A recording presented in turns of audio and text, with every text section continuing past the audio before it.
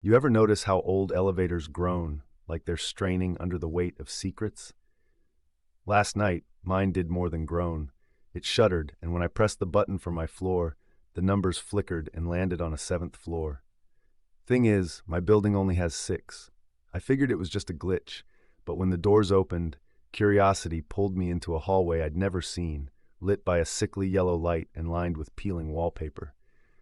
The air felt thicker, and each step echoed like I was walking through a tunnel. The hallway seemed endless, looping back on itself, but what really got me was the silence.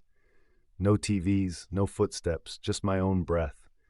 I tried to retrace my steps, but the elevator was gone, just a blank, bricked-up wall where the doors had been.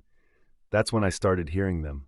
Voices, muffled at first, then clearer, calling my name from behind the walls.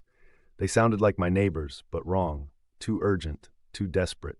I pressed my ear to the faded wallpaper, and the voices grew frantic. They begged me not to leave, to help them, to listen. Fingers, cold, trembling, pressed against mine from the other side, and I realized the walls were thinner than they looked. Something brushed past my ankle, and I spun around to see shadows flickering at the end of the hall, just out of reach. My phone had no signal, and every door I tried was locked tight, except one, at the very end.